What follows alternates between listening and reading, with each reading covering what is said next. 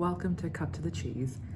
I am going to be doing my first video trying out Claire Saffitz's book, Desert Person.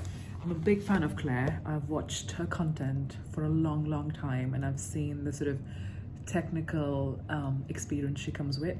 So I was obviously very excited about this book, and you know what? This book is tricky. I wouldn't say this is for everyone. A lot of the recipes here, I would call them as projects that you would do over the course of a couple of days at least, because they are tricky, they are involved, and they do need an excess amount of time, which is fine. But today we're trying on this recipe, coffee cake. Let me show you. So this recipe here is called, like I said, the coffee cake. It serves 15 to 20 people, which I think is a bit much for just me and my husband. So I am going to send this and pack it away to either some friends, some of my husband's colleagues, and other people. But yeah, it's a 3-step process which involves making the coffee ribbon, the crumb topping, and the cake itself. It is on difficulty level 2, I believe. It has got 2 pages worth of instructions. I have had a quick read through, but I haven't read everything. So I'm going to take you to my kitchen and we'll go over the ingredients and start making it. My kitchen doesn't have the best lighting. However, I've laid down all of the ingredients I need. I've got some flour, some salt, some baking spray, instant coffee granules, and not instant coffee powder. Claire was very specific to use this and not the powder because it can be a bit strong. I've got my mixer here, I've got my bowl set up, and we are just going to get started. Okay, so the recipe starts off with some coffee.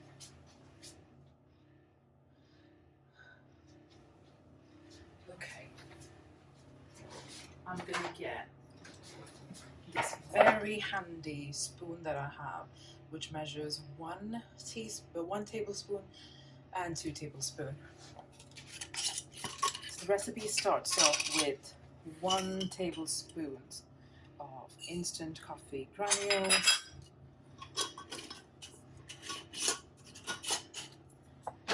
3 tablespoons of brown sugar.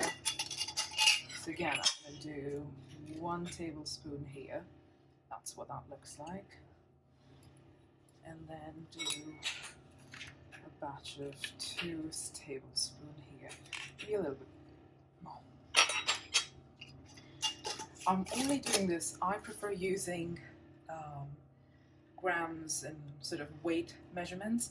However, for the first bit of this particular recipe, there aren't any, so I'm just gonna do this and hope for the best. And it calls for 2 teaspoons of cinnamon. I am going to eyeball that because that's the amount I'm putting in. That is some cinnamon. Not really sure why there isn't any water. So what I'm going to do, because I love to use this tool, it's my favorite tool in the kitchen, is use my tiny whisk and keep this aside because this, as Claire calls it, is the little thing that we're using to make the coffee ribbon later on. I'm going to start with 113 grams of unsalted butter. You'll also need 100 grams of brown sugar. Again, I usually just zero in the weight so I can keep adding. Okay, so that's the sugar gone. So here's the one thing I'm changing about the recipe. It calls for cardamom, and neither me or my husband like that flavor. So I'm just going to use some more of the cinnamon. Again, I don't usually measure flavorings like this very potently. I just go with it. And in addition to that, I'm also going to add this little bourbon vanilla powder that I've got. Again, add as much as you like. Because it's a powder, it shouldn't change the texture that we're going with. The last thing we're going to be adding is going to be the flour. Again, I know they've given cup measurements. I'm just going to be using the cup measure just to actually add it in here. It says 160, 160 grams of flour. So I'm zeroing in again. You can see it a bit closer here. Now let me keep adding the flour. Okay, done that. And now I'm going to mix this up and we'll go from there. Also remember, this is one thing that I always like to do. I'm going to put this crumb topping in the fridge once I'm done. I live in the UAE, so I can't imagine that this is going to stay well on room temp. In fact, I constantly have to underuse the amount of water a recipe calls for, just because the environment here, even though it is winter and it's like 20 degrees Celsius, it still gets quite warm and humid. My kitchen really stays warm, especially now that the oven's preheating. This is something I'll remember to add, that if you do not live in the States or the UK, where the temperature usually is lower, so I highly recommend you do that. This is usually the texture I'm looking for when I'm crumbling things. It feels about right, but it has started to melt in my hands, which I am gonna take care of.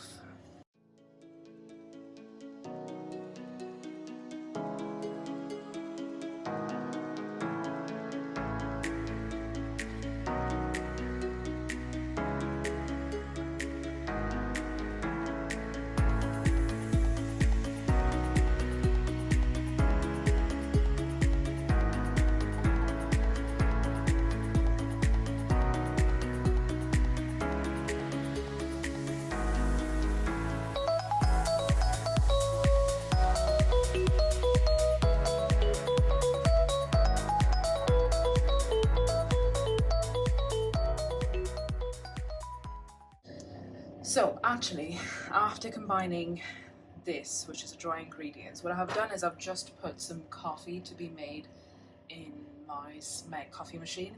It says brewed coffee. I'm just going to use the machine espresso blend, and I think that'll be great. I'm using the Starbucks beans. Now, the second step in this particular aspect of the recipe, which is the cake, is to have the sour cream together with coffee granules and one other thing.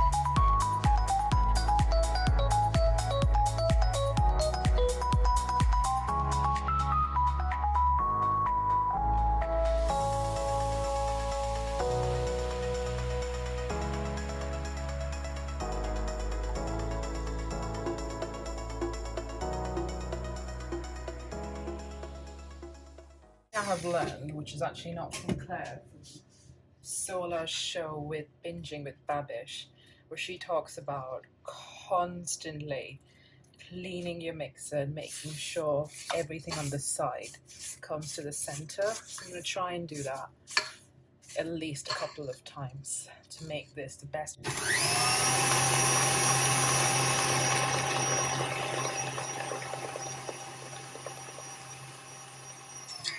Okay, now I'm gonna add one egg at a time, which I'm gonna do my best job at not breaking. See, I know that I'm a daredevil for cracking the eggs directly into this, but who has the time?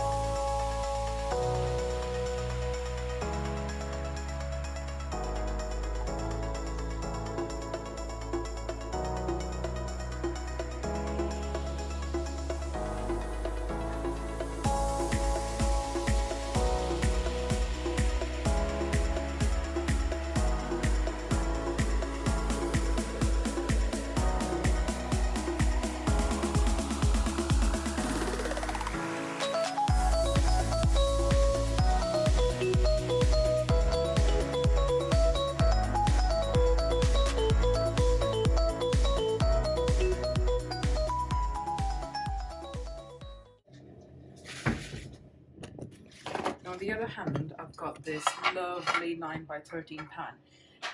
Claire's recipe did say to use a metal pan as a preference, but I haven't got one. And this is my new Emily Henry pan, so I'm going to use it because I want to.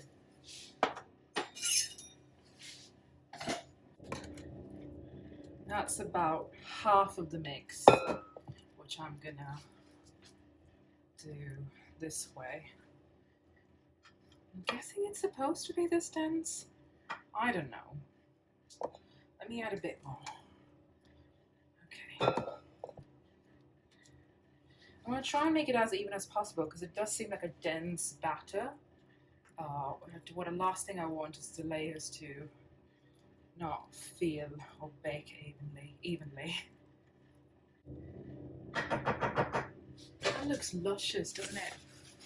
That's amazing. So now, sprinkling the coffee ribbon.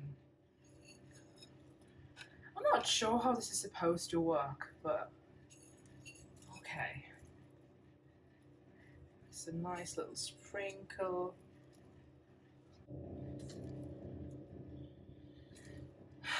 Oh, this is fun. This is a heavy, heavy batter.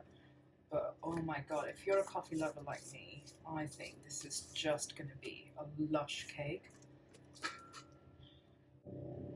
Okay, that's lovely.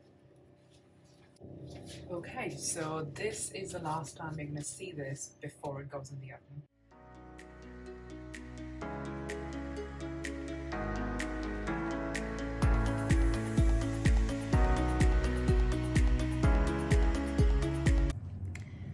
So I finished making the cake, it's in the oven, the timer's set, I've done the dishes. Also, top tip, when you're baking, especially when you're baking one thing and not doing like 10 other things inside, I always recommend cleaning up right after you're done.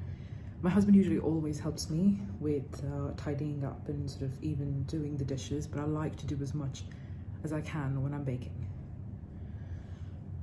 Okay, so now the question here is, how easy or simple was the recipe? Now let me bring this back in. Now this is the recipe matrix that Claire has done, which is all about how difficult a recipe is versus the recipe itself and how much time it takes. I have to say, as cakes go, and I've made many cakes, this is a bit involved. This is in fact really involved. However, I have never, even in the batter consistency, ever felt the cake being such a lovely, luscious texture. And I'm hoping when I do eat it, it transcends into that as well. So I'm excited about eating it. I'm 100% on board with it. But her recipes are involved. So if you're an everyday home cook like me, this isn't the book I would whip out every midweek trying to find what dessert can I serve my family or what can I make for my friends. This book definitely needs to be taken on as a project where you can take some of the recipes you really like, you really want to try, and go from there. Now I haven't made like major changes into the recipe, but the batter felt right to me just because I have worked with a lot of cakes. But if you were to make like solid changes from flavors, so if you change chocolate, if you change coffee to chocolate, or like I did with cardamom to cinnamon, it is obviously going to change the flavor of the ultimate cake a bit too much. However, I do think there's some scope for creativity. A lot of her recipes are so very specific that you would have to try it once with the way she's done it to then understand how you would do the variations. Because now, having seen how the coffee cake came together, I would love to try the same method with maybe something like cocoa powder, maybe even pistachios. I think that'd be lovely. But yeah, her book is proficient. I don't recommend this to the everyday baker, but I'm excited to try it. I mean, this was just difficulty number 2. So I'm keen on trying one, which is maybe difficulty 4, and then brave myself through to the difficulty 5, because I do think even for me, this book is going to be a bit tricky. And because we live in hot climate, I always go away from trying pastry recipes, but I will challenge myself to try a pastry recipe from this book. Now, I am going to show you towards the end what the cake looks like for sure, but over Christmas I was very lucky enough to get some cookbooks. I've got this one, obviously. I think I'm getting delivered the Chrissy Teigen Cravings cookbook. I've been given How to Be a Domestic Goddess by my mother-in-law by Nigella Lawson. I have been given the Dish Home cookbook, which is brilliant when it comes to Indian food. So there are so many different cookbooks I want to try and maybe like look at the recipe and what I can do differently. Let me know in the comments below which ones you'd like to see, and I'm happy to sort of venture into them. Now, when I cut to this, you will see the final reveal of the cake. So this is what the cake looks like. As you can see, it is beautiful. My only little grievance with the cake is that I really cannot see that ribbon that is so iconic in the book. I'm not sure why. It tastes fantastic, and for the amount of sugar it has, I'm assuming that's because just the ingredients in this cake are a lot. It is not a very sweet coffee cake, which is great because it will pair really well with beverages. I mean, obviously coffee and maybe even tea, so I'm gonna really enjoy that. But that has been my one little grievance about this cake, is that it actually has no ribbon. However, with that said, it is one of the most decadent, lovely, brilliant texture, light, fluffy, for a dense batter cake I've ever tried. So I really like this recipe. I hope you try it, and you see me next week for another trial of another book.